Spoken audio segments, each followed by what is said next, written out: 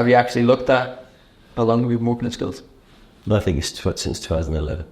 But before that, I think we were launched, I think the community scheme launched in 2007. And it's always done schools work.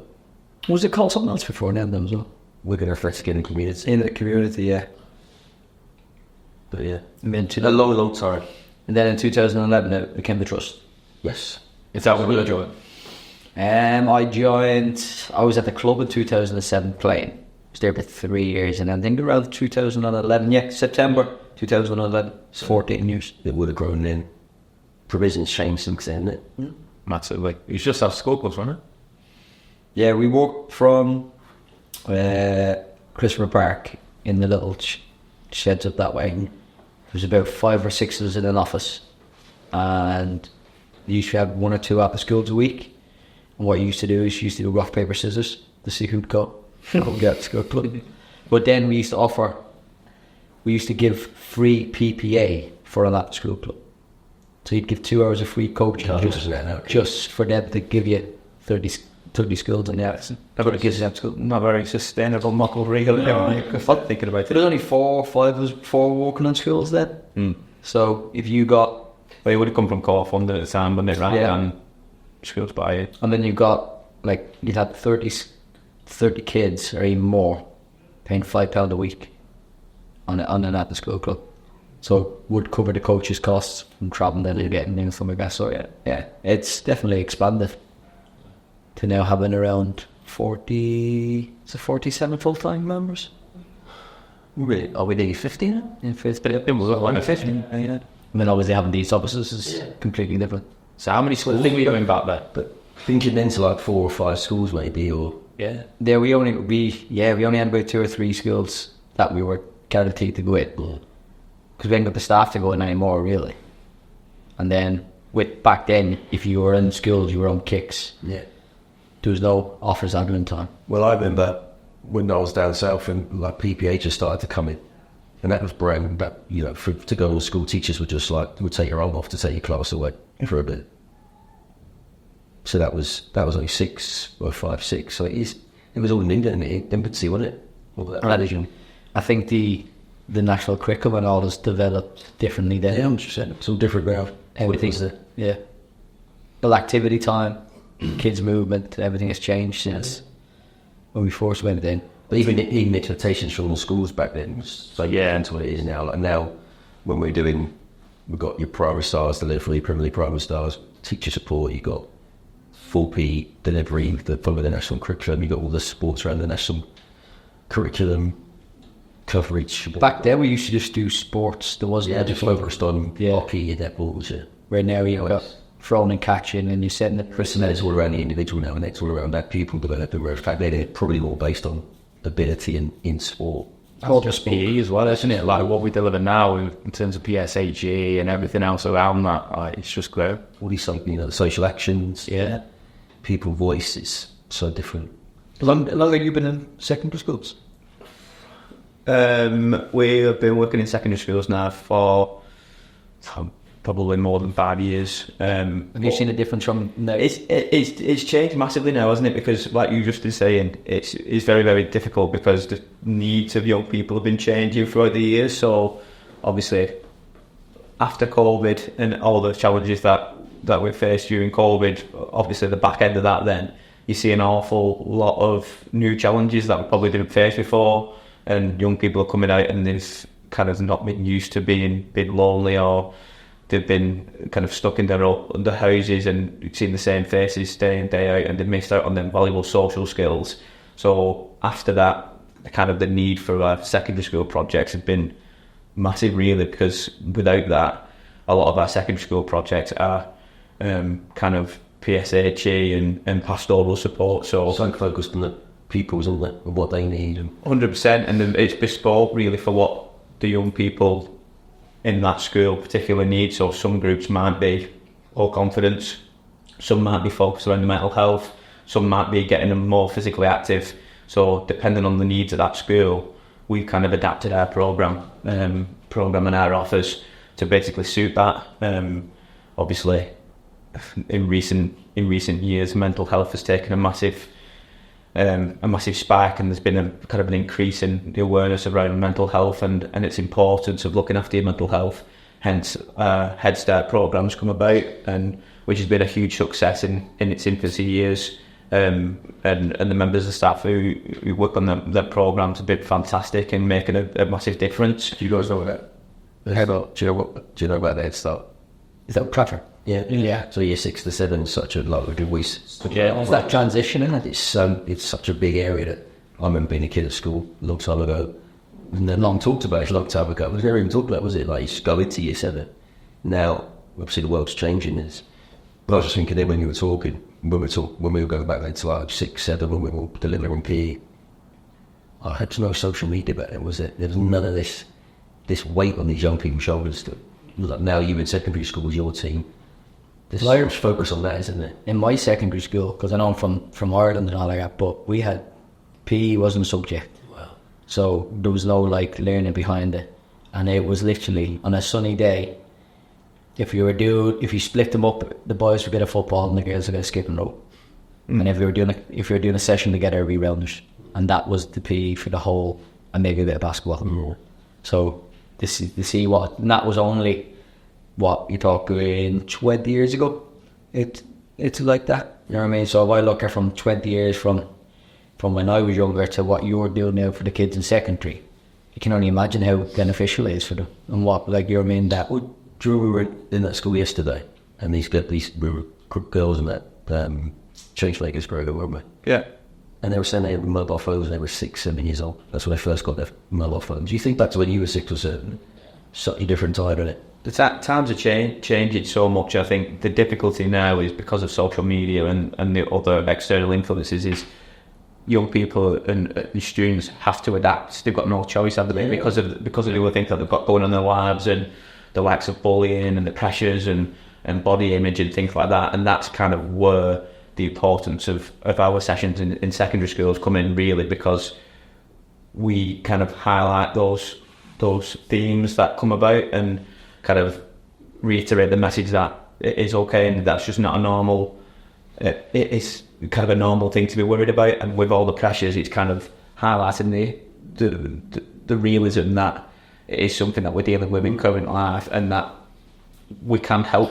There are things that are out there to help them. So lots of social media, we'll do kind of internet citizens sessions, we'll do dangers of social media, we'll do kind of fake news, things like that. So just to kind of create. What we do is, obviously when I worked with the early years, I started to see, even from that young of age, you can see that COVID, even internet and technology has affected children at that age, whether it's their social motion skills or their physical activity.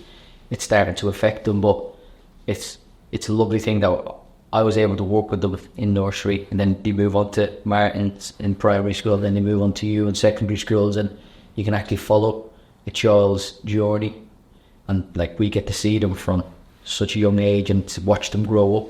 If we get to work with them schools, then kids in the different schools, and it's nice that we have that impact, being able to. You feel good about positive. You feel like all these things you're talking about. What you said, Craig, Martin, you're delivering a primary school. You're leading that project.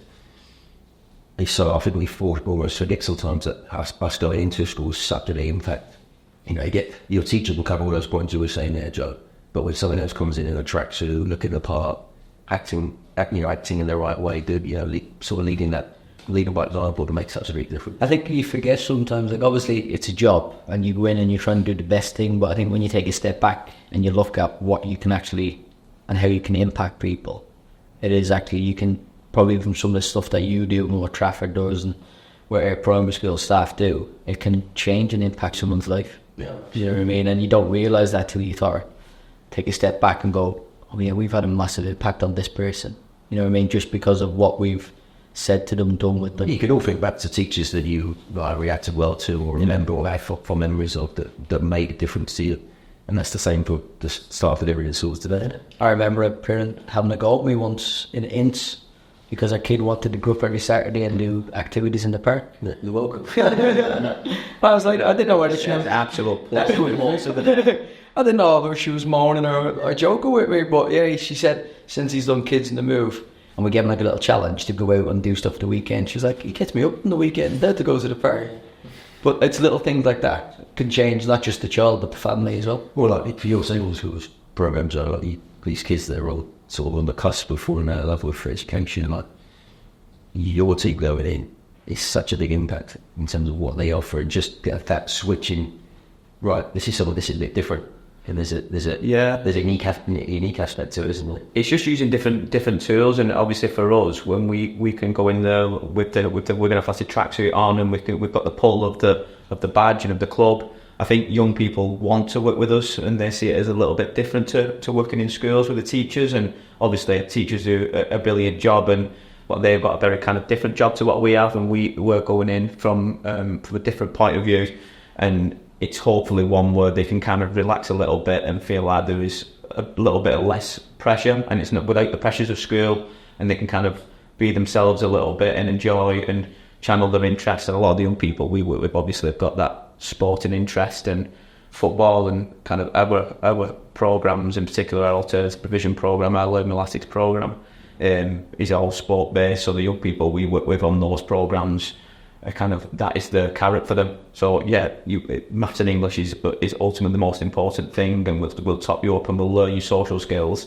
But if you can manage to get through those sessions and you do well in your classroom element of it, then the carrot at the end of it, the light at the end of the tunnel, is practical in the afternoon, of where you can go and can play a little bit of football and can do a football session, and incorporate those little fun challenges, just to, because that's ultimately the bread and butter, isn't it? That's what we do, that puts smiles on kids' faces, and using the football club as a tool to engage them. You must have seen loads going from you worked in obviously primary schools to then managing it up and seeing what the staff do. Yeah, it's empowering, really, to be honest. It's like the racism events we do, or the anti-discrimination workshops and things like that. It's not just the impact you can have on those schools, because I think from the outside looking in, schools sometimes struggle to impact outside of school life for them.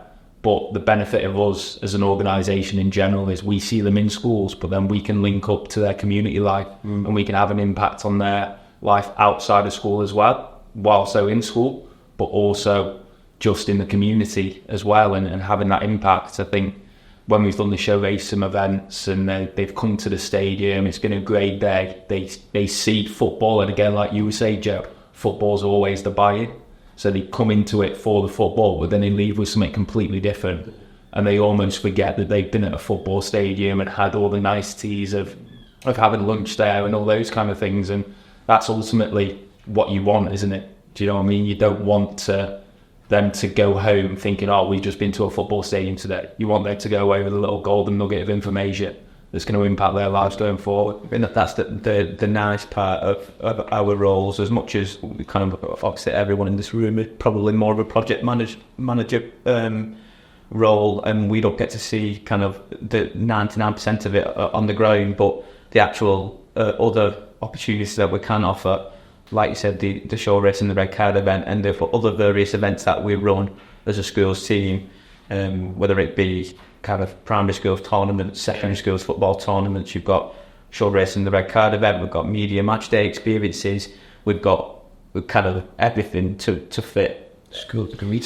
School of the week. I think the amount of external events that we run, and not just internally with external partners, I think the bank of resources that we're utilising and we can offer the children of Wigan can only be a bonus, really. They really do work with the community, because with all that, they can then even take part in our other activities or other projects, even like kids program or like a holiday or joining the holiday camps. You want to give them that as much as we can, and they got wraparound. Yeah, but we should then know that they can access it and know it and communicate. So a kid that lives in a certain area, doesn't want to do evenings work, then actually we have has it got over ball, she got over kid session, we can chip all joy out. Quite often, yeah, that's the case. But the all flows together. So from a primary school's perspective, we effectively get them from early years, so nursery age, like Craig was saying. We've got Kids on the Move project, which sort of highlights that age, so we can see them coming in there. right the way through to when they leave in year 6. And that's due to be relaunched in the next few months, isn't it? Which we're looking forward to. Exactly, yeah, exactly. So that would be really good to get out into the community as well and work with nurseries or just even kickstart centres anywhere that it's easy for them to access, really, isn't it, Craig? The project this year is obviously focusing on the child's social emotional skills and the communication language, the physical activity, but we're really trying to delve into the family side of it. So working with the parents. So the idea behind the project this year is that we'll be running an activity session for the children, and alongside that we'll be running workshops, whether that's to help them with understanding healthy living, how to cook, how to organise their money, their house, their bills and stuff like that. So we're going to work really closely with the council to see how not only can we impact the children but impact the family, and what we can do to help them, because as you know, Wigan is classed as a deprived area, so there is a lot of people that need our help in the borough. So for us to be able to go out and give our expertise and have people in them areas give their ideas and their thoughts and help the families it's an amazing thing for us to be able to do. And there are two main upsides, I think. One side of the borough, each is going to be big positive. Well, that's it, and it's trying to impact as many people as we can. Obviously, we have targets that we want to hit, but we'd love to exceed ourselves and try to hit as many families as we can. And the more families we can help, the better it is. And then obviously we got what we do in primary schools with. Yeah, it all links into that, isn't it? That's it. Exactly. And from there, to be honest, what we do in primary schools is very similar along the sort of same lines as to what the Kids on the Move project is doing, in terms of, we're looking to increase their activity time and their physical and social and emotional as the kid as an individual, but also we're looking at the support network for that child or those children in terms of the teaching staff. Can they give their children better quality PE lessons? And that's where we come in and we look to upskill those teachers and people providing that provision for them.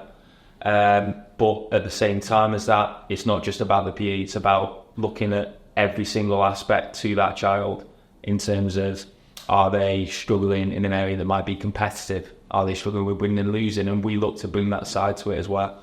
PSHE sessions, like we've already mentioned, the anti-discrimination workshops and things like that is something that you don't really associate, particularly with a football club, especially not with a PE provider in general, but that's something that we do because that will come out in PE anyway.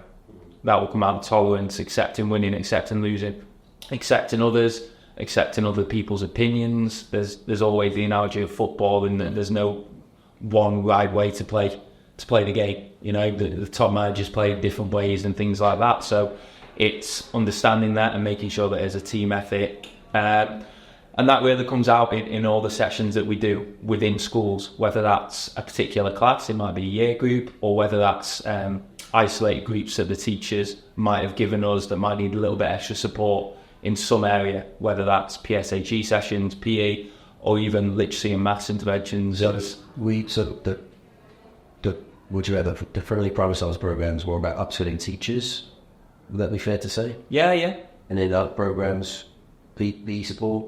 Yeah, so obviously the primary science program is more around sort of CPD for teachers and looking at the other aspects of the child rather than just physical, you know, the social and emotional. We've got a PE support program as well, which is where, like Greg was saying, it was more a case of we take the children off that teacher and give them their planning and preparation time.